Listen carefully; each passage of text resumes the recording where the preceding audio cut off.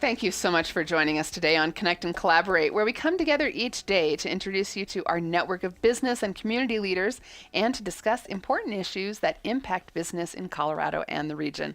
I'm Tammy Schaefer, your on-air producer, and today we're connecting with Colorado Petroleum Council, Tracee Bentley, the executive director of a Colorado, or what do we call it, CPC?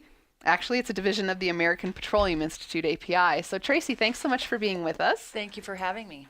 And first, we want to tell everybody, we're focusing on energy this week, and Energy Week is brought to you by Cap Logistics. They are a COBRT partner, and Cap Logistics provides customized transportation solutions to the energy industries. You can find out more about them at caplogistics.com. Back to the Colorado Petroleum Council. Tracee Bentley is here. We really appreciate you coming in to give us a perspective. You have a lot of things happening in the legislature, and not just this session, but right now. That's right, we do. We're seeing it at the local level, actually in the judicial branch, in the legislative branch, and then at state agencies. So we've got it all over the place. Yeah. So you've got ballot initiatives and other legislation that's coming about, and some of them, if passed, could be detrimental not just to the energy industry here in our state, but it could affect our economy all around on some of them. Yeah, that's right. Well, these anti-energy bills are certainly focused on the oil and natural gas industry. It would be devastating to the business community in general for Colorado, certainly. Right. Can you give us some examples? Absolutely. So we're looking at right now, and granted, it's early on in the session. I think the legislature's been in for 2 weeks, so I think there's a lot more to come. But we've got a bill that would turn a lot of the oil and gas regulations and the authority over to local governments. And our industry maintains that the primacy for regulation lies at the state level for very good reason. Number one, if we had a patchwork, if every county or city created their own rules for oil and gas, you can see very quickly, we have 65 counties, for example, in the state. We would have 65 different set of rules to operate by. And that's going to cost a lot of money. It would cost so much money to the point where it would no longer be economic to do business in the state of Colorado. So that could turn off investment in the energy industry from, investors nationwide, from anywhere else that want to take part in helping production here. Just a major turnoff because it would be too complicated. That's exactly right. If one company, which many of them do production in multiple counties, right, and you're having to adjust your permits and your siting and really your operations per county, it's not cost effective. And you're exactly right. That's a dangerous path to go down, certainly for investors. And companies, would take their operations other places. Now, I imagine some of these ballot initiatives, they're coming in with what they think are good intentions? Not in the 2 cases that we're looking at right now. Okay. Well, right, because you wonder where they come from, and somebody thinks, well, we're just going to stop this and it'll be better for everybody, but they're misguided. Right, they are misguided. The 2 ballot initiatives that we're looking at right now, one would increase severance taxes and reallocate it. And this is brought about by an individual who has a long history of being anti-development. Okay. And now he's got his sights on the oil and natural gas industry. The second ballot initiative would increase our setbacks by 2,500 feet. We hear a lot about that one. Yes, this is brought about by a group called Colorado Rising. But don't be fooled by the name, because the money, as we traced it down, certainly comes from out-of-state interests and very well-known national anti-oil and gas spokespeople like Tom Steyer out of California. So don't let the Colorado in the Colorado Rising fool you. And we do a couple of shows each month with Peter Moore from Vital for Colorado, and I hear from him so often that a lot of these ballot issues are coming from out-of-state groups or organizations that are kind of using Colorado as a petri dish to see what they can get away with here. For what, environmental reasons, or? That's exactly right. And really, it's not only just environmental reasons. This is a national movement that we're seeing grow and grow that are anti-fossil fuels. This is the group who has got the 100% renewable energy platform. This is the group who says keep it in the ground at all costs, regardless of the impact to the economy, to jobs, actually to our entire way of life. They completely disregard that, and they want every fossil fuel to stay in the ground. So when it comes to the out-of-state interests, again, another place we're seeing it is we're seeing it played in key races. So the plan from Tom Steyer and his groups, this Keep It in the Ground movement, is to win back the legislature, so turn the Senate Democrat, to elect an anti-energy development governor, and then they're even playing at the local levels. We're seeing this money go right into county commissioner races, city council races, so they've got a lot of money to spend, and they're spending it right here in Colorado. And that's really interesting because you need to know that background, because Yes. should these get on the ballots, they can be written in such a way of like, oh, that sounds good. That sounds like they're some kind of interest in our safety, or however they word them. That can be that voters might, if they don't know where they're coming from and what that end result might be, That's could sound exactly good right. to a lot of voters. And if I'm a voter out there and I'm trying to educate myself or just figure out, which way I want to vote, most people don't have the time to go trace Exactly. that money. But a lot of business organizations, not just oil and gas, certainly are taking a look at this. Wait a minute, who's really behind it? And almost to a T, we're finding that this Keep It in the Ground movement is you can trace it back to the beginning. So I think it's a scary thing knowing that out-of-state money and interests are driving an agenda in Colorado. To me, it's offensive. Let us take care of our interests here and do what's best for our state and our economy. And not only that, but to get those, we have such potential for production to produce a lot of oil and gas, to not have to be dependent on others. You are spot on, Tammy. So Colorado ranks 6 and 7 in the country in oil and gas production. That means we are a big player, and we should embrace that and be proud of that.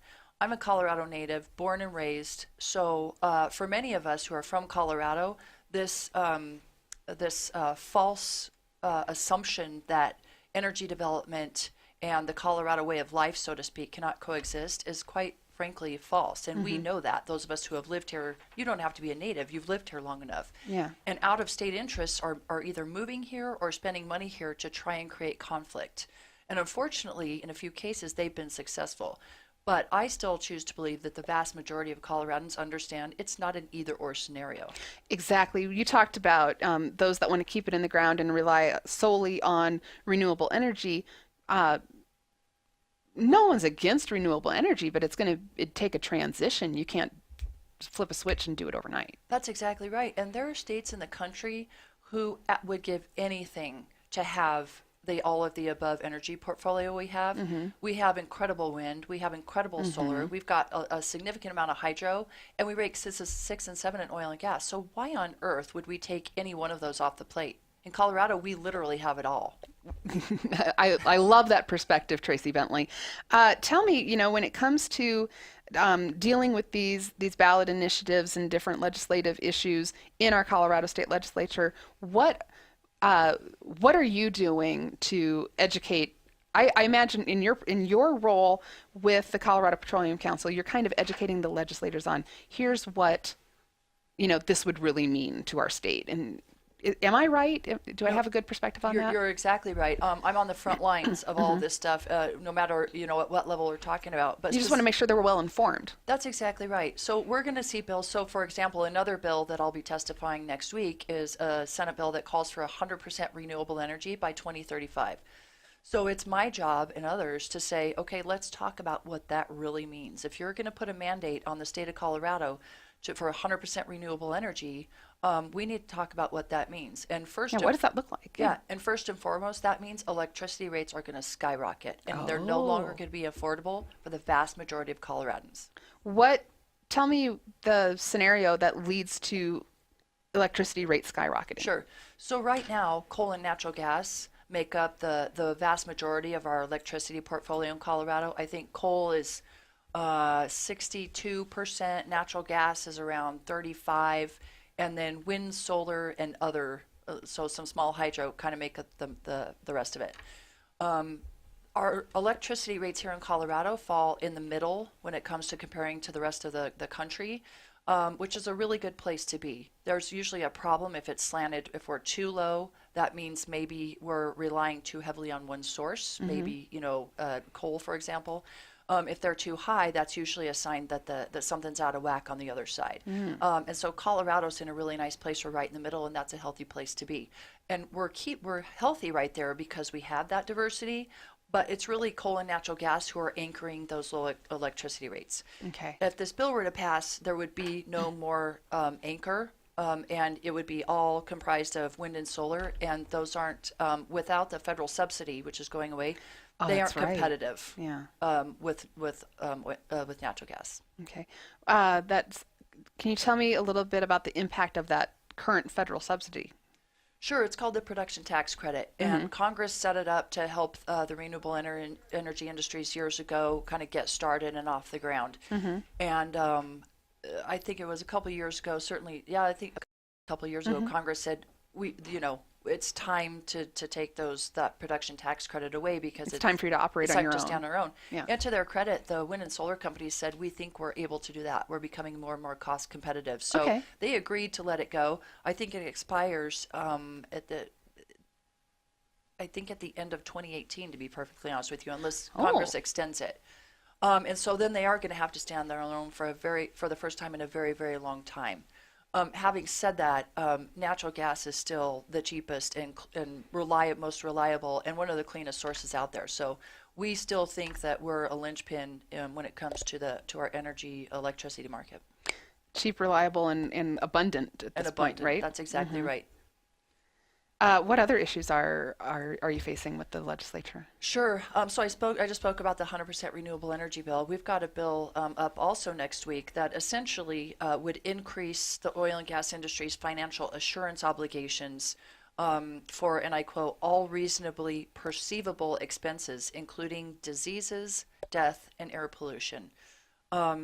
You can figure out what's going on here. So what the bill would effectively do is said that an oil and gas operator would have to carry enough financial assurance for anything foreseeable that could ever happen in the world. So they're going to price us right out of the assurance market. In the state of Colorado, if you don't have financial assurance, you can't operate. So this is another very tricky way to put operators out of business. Wow. How do you... So what's your argument or what you present to our state legislators to inform them on that? Sure. So we're going to inform our state legislators that, first of all, there's nothing else like this in the entire country. And if you want to put any industry out of business, not just oil and gas, it could be the home builders, it could be any business. You slap a financial assurance policy on them, and that's one of the quickest ways to do it. I think our legislator, even the ones who aren't, let's say, friendly to the oil and gas industry, will see right through this and understand the end goal is to stop energy production. What is the, I guess I kind of want to say, what's the atmosphere? What's the tone in the legislature of, when you're talking about these issues, where does the majority of our legislature stand? That's a really good question, and it's a really good year to ask that question. So this year's a little bit different feel to it because it's a hot election year in Colorado. Our governor's up for re-election, our attorney general. This would be a year, the Republicans have the Senate by one seat. So the Democrats are working hard to flip the Senate, take back the Senate. They will keep the House because the margin's too great. And so there's a lot at stake for everybody in this November election. So as a result of that, we're seeing a lot of what I call messaging bills. Bills coming out of the legislature, certainly on oil and gas, but on a lot of hot topics that they know are never going to pass. They're doing it to then go back to their districts and use as a campaign brochure or a campaign slogan and say, look what I tried, even though, it didn't vote. I tried really hard for you. Okay. And those tend to be the more extreme bills. And so, we can't take those for granted. We still have to put up arguments and give the legislature good reason to vote no for those. But I think what I'm getting at is we're going to see a lot more volume than last year or the year before because people are messaging for their campaigns. Interesting. Yeah. And it sounds like in some cases that could mess things up. But that's an opinion, and I forgive me for that. But yeah, it gets really muddy in there if everybody's just trying to kind of jockey for position. It really does, and it makes it interesting for industries like oil and gas, where there's so much volume, and if we really want to help work on an issue or we want to be proactive, we got to muddle through the nonsense first, and it creates more barriers and it takes more time than if we could just get to the people who are serious about working with us. And what really matters to our Yes. state right now. That's right. Yeah, you kind of have to take them one at a time. Yes. So thank you, Tracee Bentley, for giving us that perspective of what's happening in our Colorado legislature and how all of these conversations impact our energy industry. Tracee Bentley is the executive director of the Colorado Petroleum Council, which is a division of the American Petroleum Institute. So we're so glad to have you here during our Energy Week. So we just talked about what's happening in the legislature. You also have some rulemaking issues to discuss, right? Safety is a big topic. Safety is a big topic, excuse me, and it should be. When you have any industry that is industrial as we are, and certainly we're not the only ones, but we're here to talk about my industry, safety needs to be at the forefront. Absolutely. And so it deserves all the time that it's getting. So at the Colorado Oil and Gas Commission right now is right in the middle of a flow line safety rulemaking. And this is going to ensure that oil and gas companies test their flow lines. And for those who don't know, flow lines are really small pipelines, if you will, that go from the well to the larger pipelines. So they're like a little connector, for lack of a better term. So we're going to be required to test those more often and more thoroughly. And this rulemaking is largely uncontested. The industry has been working very closely and collaboratively with local governments and with the state because we agree.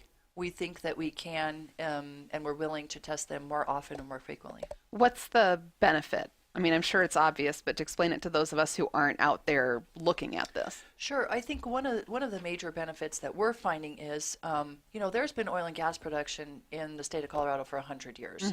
And there are flow lines that have been in the ground for a very, very long time. Okay. To the extent where, they may have been in the ground for 50 years. And so if we know that those flow lines are out there, I think it's to everybody's benefit, including ours, that we go test those flow lines to the extent that we can find them and that we can, just to make sure that they're properly plugged and abandoned, if you will, and to make sure that they've been properly taken care of. It's something that's a practice in our industry anyway. Okay. Now we're just going to go inspect and more often. And right, it's been Yes. part of the industry, That's and right. it's in there, but maybe now will be a little more regulated and defined. That's right. We're going to do more strenuous testing more often. Okay. So is there anything up for debate on that, or is that just defining what the rules are going to be? And Yeah. The premise, like I said, we completely agreed with, and we said we're gonna help create a good rule. So now we're down to really the nitty gritty details on definitions and how is this right. how is this gonna coincide with the federal regulations? But I would call those really in the weed details. yeah, I was just going to say in the weeds, and Yeah. definitely, and in the ground in their case. In the ground for sure. We're talking again with Tracee Bentley, Executive Director of the Colorado Petroleum Council, their division of the American Petroleum Institute, and we're so glad to have you here to have these conversations. Connect and Collaborate is taking this week to focus on energy, and Energy Week is brought to us by CAP Logistics. They're a COBRT partner, and they provide customized transportation solutions to the energy industry. So they're very related to so many of the things that are going on. Probably a lot of this testing Absolutely. be involved with. So we're glad to have them as a partner as well. What else would you like to talk about? Well, I feel like I've spent the vast majority of my time kind of with the bad news. Oh, we have good news. The good news is Yay! right now in Colorado, we have 32 rigs operating.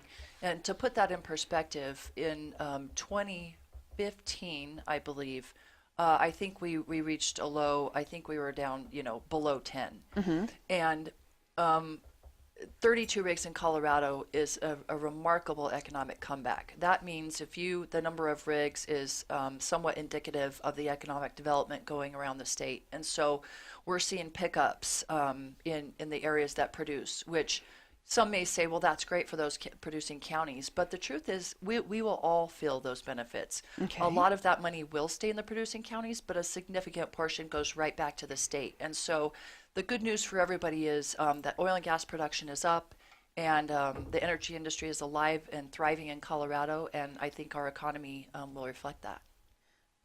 That is great news. That when you say, so was it in 2015 that they were below 10? I believe that's correct. That is a remarkable comeback. 32 rigs operating now.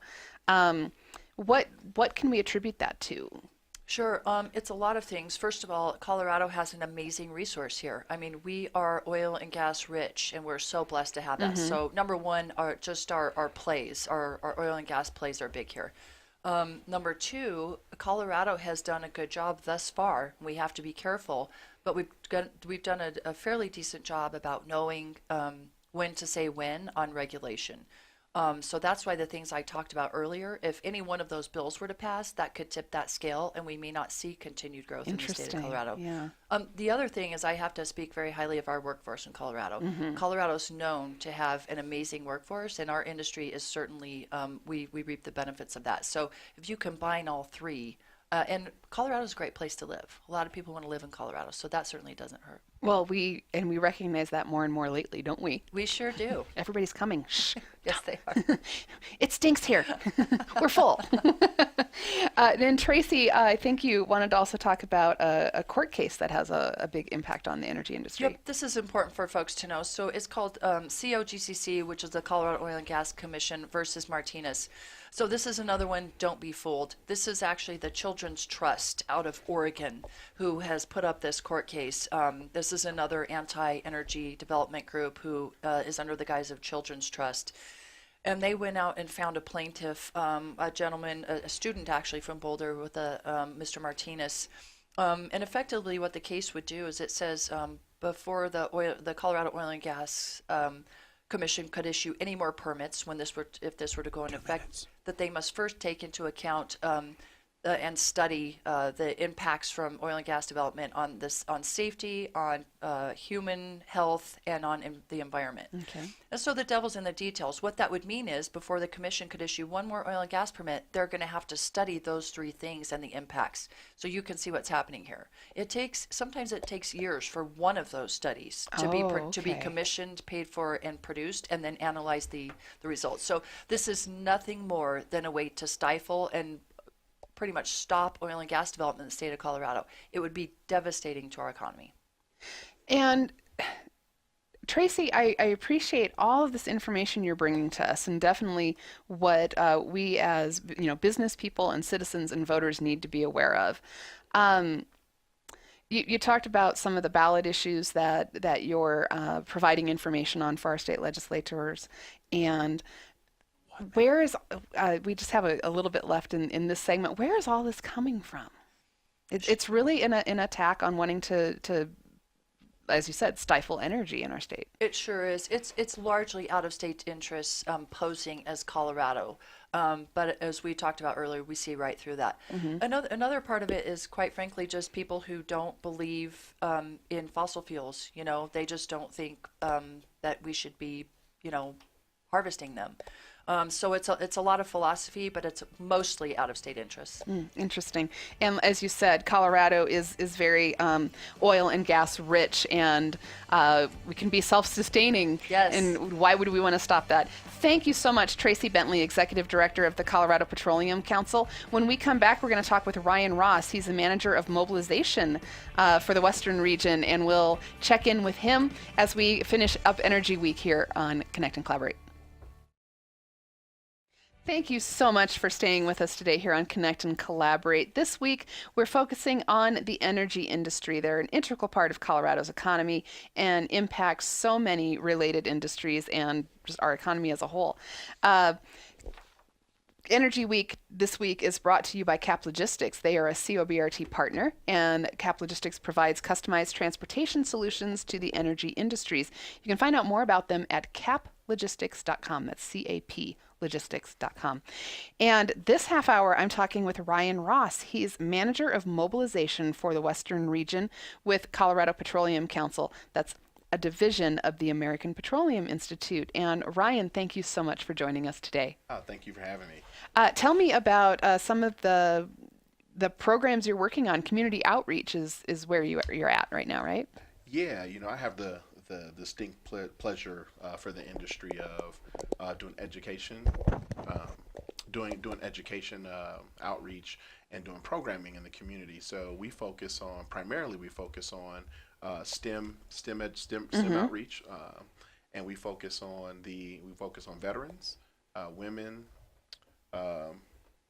minorities, the LGBTQ community, and really just making sure that the community at large has information about the industry. Because a lot of times people, when you think of oil and gas, you think of putting gas in your car and that's it. And so we want to make sure that individuals have all the information that they need. So there's a wide range of careers in the energy industry.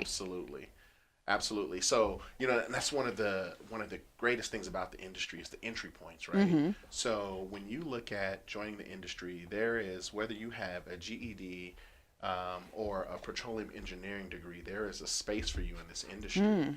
And one of the other great things about that is once you join, no matter where you are, typically the companies in this industry, they all have really great programs to pay for education, to continue education. So you get to not only come in at any entry point, but then you get to grow once you get there. And that's it's a tremendous opportunity that people oftentimes don't know. And the other thing is that the industry has every other job out there. So when you're thinking about innovation, IT, government relations. Yep, you need copywriters and you need marketing people and absolutely. There's all of it. There's something for everybody, and so we want to make sure students know that especially.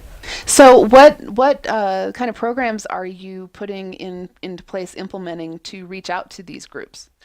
So here in Colorado, we're one of the programs that we're really proud of is called Women Rockin' the Rockies. And so we partner with this year we're partnering with Gals Academy, which is a school in Denver Public Schools. And what we do is we bring about 300 girls together, grades 6 through 12, and they get a full day of empowerment and education. So and all that education happens from women who work in STEM industries, and so that's women in oil and gas, the medical field, anywhere where STEM is leading that person's profession. And so right. and then they get to spend the day with these mentors, learn about what they do, and dispel some of the myths like, oh, girls aren't good at math. No, we knocked that right out the way. Tammy's not good at math, but that's specific. Right? Just because right. I'm a girl doesn't mean that's why. Absolutely. And expose girls to non-traditional jobs like welding and all kinds of really cool stuff. And that's exactly it. I was just going to say that's what I really appreciate about that kind of program is to I'm not sure. Can you tell me what age group that Gals Academy is? Yeah, they're grades 6 through 12. Exactly, and that's that area that a lot of times students don't know what the vast array of what kind of careers are out there. They know what their mom and dad and their aunts and uncles and some of their neighbors are doing, but to be able to say, you're interested in this? Here's the 20 kind of things you could do with that interest. Exactly. Yeah. And it's really important because the data shows by 2035, there'll be close to 1.9 million jobs, right? Wow. And so we want to make sure that kids are exposed to STEM and ready for STEM and have that background so they can take advantage of these opportunities. And for me personally, prior to joining the industry, I was in education, and so. Oh, really? And what I love about this is typically one job in this industry could change the cycle of poverty for a family. Oh, absolutely. Right, and I mean that's powerful. And just to show some of these kids what they're capable of, that this interest can, if you develop it more, here's the potential. Absolutely. Yeah. And I also want to point out, not to interrupt you, but I just want to point out when we talk about STEM related industries and fields, we're talking science, technology, engineering, and math. Some Correct. people, a lot of us know the acronym, and some still haven't heard it. So just wanted to get that out there. Yep. Thank you. So yes, you're targeting that STEM outreach. You mentioned, definitely women and young people. That Women Rock in the Rockies. I know you're also reaching out to veterans and other groups. What kind of incentives do you have there? Yeah, so we partner with an organization called Vets for Energy, and through them we're looking at we have a platform that veterans can use to take the skills that they used when they were serving our country, and they can look and see where those skills transfer into our industry, and then go look for jobs, right? For companies where they have that skill set, or look at saying, hey, I've got this skill set, I can match that with this education or this certificate or this experience, and then translate that right into the industry, and have a great job and a great career right away. Yeah, it's. I think there's a disconnect sometimes with some employers and what our military veterans are capable of. Those careers, what they've done in the military, can translate in so many ways, and sometimes you just got to make those connections, right? Mm-hmm. Yeah. Absolutely. Yeah, and then the other piece is, when we're looking at the industry, typically you don't see large populations of African Americans, Latinos, and when you look at where our demographics are going, we also want to make sure that everybody knows that the industry is open and equitable and inclusive. And the only way we can do that is by getting out and telling the story and exposing students to the industry. And so we've been able to do all kinds of cool programs in high schools. Last year we were over in Manual High School, and we brought in Dr. Calvin Mackey from New Orleans. He runs the STEM NOLA program, and so we've got STEM NOLA. Yeah, STEM New Orleans. Oh, okay. That's what it's called. I should have put that together. I wasn't quite there yet. And so now you've got 200 kids in lab coats, goggles, doing experiments, building rigs, and doing all just opening their eyes to the things that's possible, and that's what we have a great time doing. Fabulous. We are talking today with Ryan Ross. He's manager of mobilization for the Western regions with the Colorado Petroleum Council. That's a division of the American Petroleum Institute. We're on Connect and Collaborate this week, focusing on the energy industry, and we're proud to bring that to you. Ryan, you've been telling us about some of these great community outreach programs to make sure that you're getting into different non-traditional communities, making sure they know about these educational opportunities, what kind of careers are out there. Can you give us any examples of, maybe lives touched or careers initiated that you could share with us? Yeah, so we've got a young man who started through some mentoring with some companies, and then ended up getting an internship in Washington, D.C. With the Congressional Black Caucus, and became a lawyer, and now is working out in D.C. Doing government relations work. There's another young person who got exposed to the rig side of things and welding, and has taken that opportunity and has been traveling all around the country, 21, 22-year-old working, and really, and here he's 22 years old, probably making $160,000 a year. Wow. And when you're 22 and you can move around, you don't have a family, like those are some of the jobs that are really, really cool. And you can come back and pay for college or do whatever you want to do, or keep growing in that company. And so many opportunities and new experiences and really finding out what you're capable of. That, and then getting around the world, getting to meet people, see people, do different things, and just creating the opportunity to travel and just having financial stability.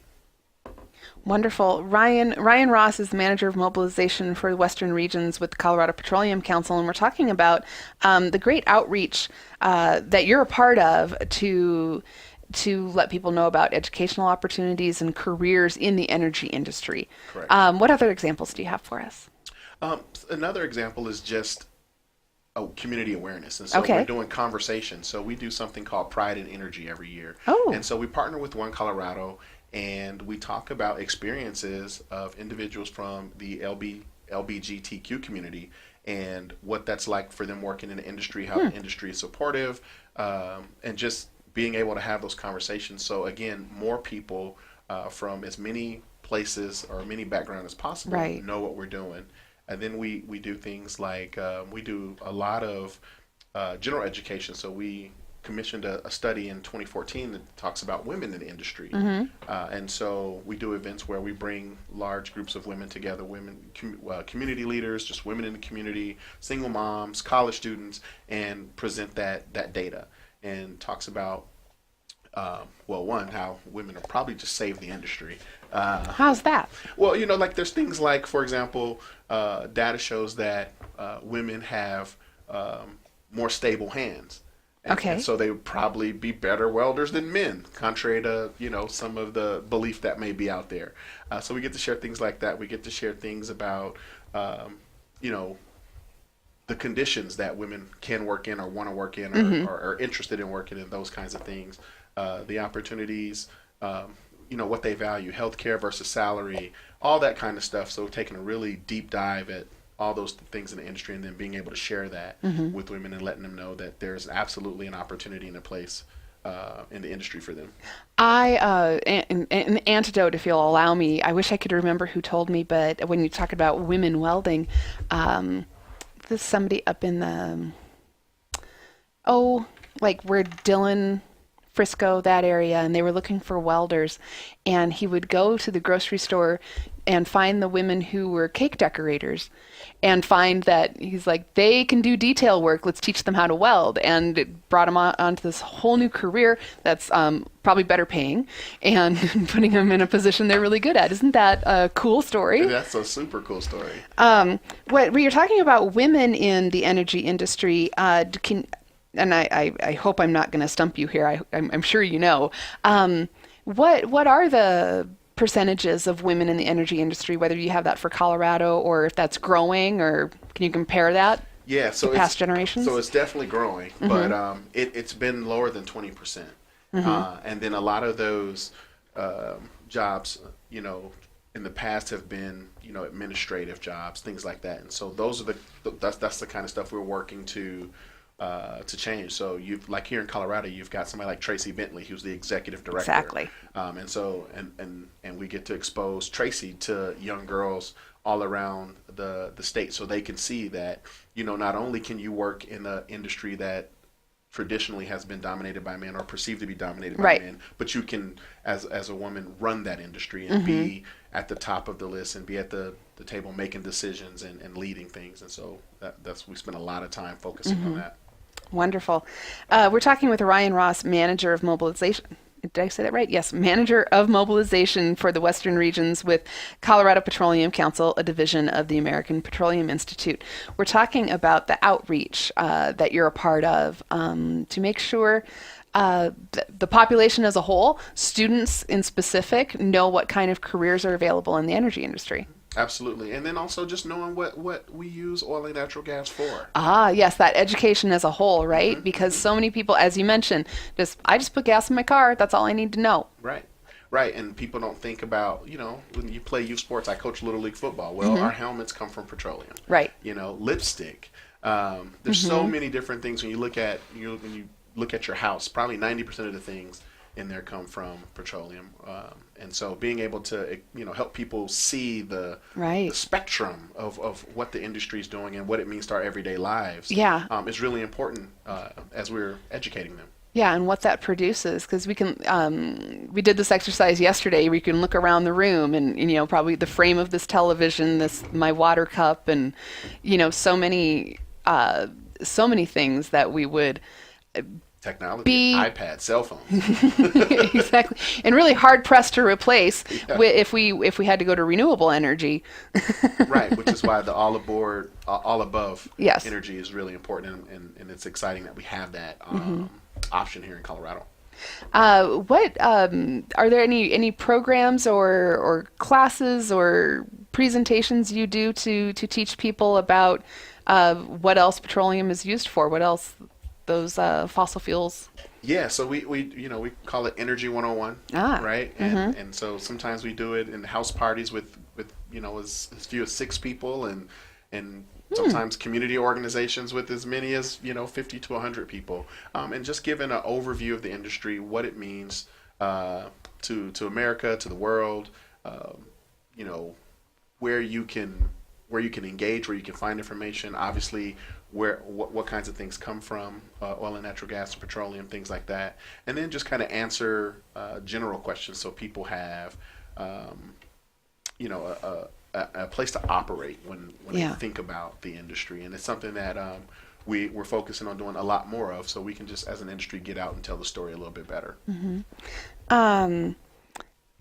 Can you give us more examples of that conversation or you said something like, the products that can be made, how the industry works. Do you give them examples of I don't know, you've got, for example, different kinds of crude and how those are treated. And Right. So for example, we did a workshop out in far northeast Denver with kids over the summer, and so we bring in things that they get to touch. Oh wow! Right, so you can see pure oil versus crude oil. You get to see different technology. Sometimes we'll bring out member companies like Halliburton will bring out a truck, and you're able to see a fracking truck and see the fluid. Interesting. And really get hands-on. I've never seen that. Yeah, and it's amazing. Bringing out drill bits. So you can touch and see those, see how heavy those really are, and, right? And some of the computers and all those things. I really like that idea of that hands-on. Here's the drill bit looks like, and I'm sure there's small ones, and I bet there's some really big ones. Right. And I really like that concept because we're kind of getting into a day and age where people think that the food in the grocery store comes from the grocery store. So if we're looking at the energy industry and they're just thinking that the gas comes from the pump, you've got a lot of educating to do. Absolutely. Absolutely. And it's fun. We have a really good time doing it. Another big event that we do is we do Girls in STEM with the Denver Museum of Nature and Science. Oh, wonderful. Right. So last year, I think almost 10,000 kids came through, and they were able to have hands-on experiences. And this is with STEM all across the board. But we had oil and natural gas there represented, and they were able to look at different pieces of the industry. So what it means, when we're downstream, midstream, upstream. Okay. Right? So start to finish, what that looks like from the time it's in a rock to a time it's on your table. So shell formations, and then helping people understand that it's a resource and a commodity, and so we don't get to pick where it's at. It's where it's at. It's where it's at, right? And you've got to go get it where it is, right? And again, going back to those examples of that feeling and touch and letting people or kids or whoever your audience is see what it really looks like. A couple years ago, somebody brought in a nice piece of shale. I'm going to say, think of it about the size of a 5-pound weight, right? And I don't think I've seen that before. I grew up on a farm in Nebraska. I've seen lots of stuff. I've seen all kinds of rocks, but that shale, it's that kind of gray color, and it really interested me when he said, smell it. And you can smell that oil in it. And that, funny enough, it reminded me of, I grew up on a farm in Nebraska, and it reminded me of my dad's machine shop. Just because there's that oil smell, but you don't get to hold that, right? To really know that that's where it comes from. So those examples are really valuable, and I bet for kids especially. Well, yeah, and kids get to look, at rocks totally different, and then you're able to expose and then have conversations about things like being a geologist. Yes. Right? Because I don't know about you, but I didn't wake up in the morning exposed to geologists thinking about rock formations, right? And so the only way you get that kind of exposure is to have it brought to you. And so we want to make sure that we are coming to the students, coming to the community, and bringing those experiences. And to get that information to them and those examples to them at that impressionable age. Exactly. Because I actually remember being in college and did pretty well in my geology classes, but I had no idea what kind of career that could lead to. Yep, and it's a So I went in journalism instead. it's a phenomenal career in our industry. And I didn't know that. Yeah. And you know, and I just really enjoyed and learned a lot in those classes. But even then, had no idea I could have a career. I didn't know what that would look like. Yeah, you've got geologists who make several $100s an hour.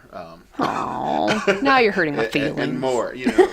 And so, but that's why we want to get these kids out there so they Absolutely. have these opportunities and you know, And have the concept of what kind of careers they might go into and what kind of how do you use that knowledge? exactly. How do you use the knowledge? Where do you use the knowledge? How do you access the industry? Who would you work for? You mentioned having somebody like Halliburton coming out and talking to these kids, and I'm sure you work with many other of these Colorado companies that do the Yes. same thing. Yes. So I mean, there's tons of companies: Halliburton, Extraction, you know, Chevron, BP, and they all specialize and do something great and have really intentional focuses on the community. So it's makes my job really easy because I get to go connect with all these companies and then bring them into the community and just watch kids' eyes light up when you get to talk about STEM and innovation and being creative and knowing that there's a industry wide open for them to do that in. Those possibilities. Well, you said your job's a lot of fun, and kind of you said yourself that it can be easy because it sounds like an important part of what you do is get the right people in the room together. Absolutely. Yeah. Absolutely. Yep. And that's exactly what we do. And when we're not focusing on the kids, we're looking at bringing the right community people into the room. Right. Right. Because one of the things that in any industry, it's having access to information. And so we want people in the community to be able to come to us, whether they're, you know, just a regular person who's curious to see something on the news or somebody who's studying in a program. We want them to be able to know exactly where they can come and ask for information and be able to get the resources that they need.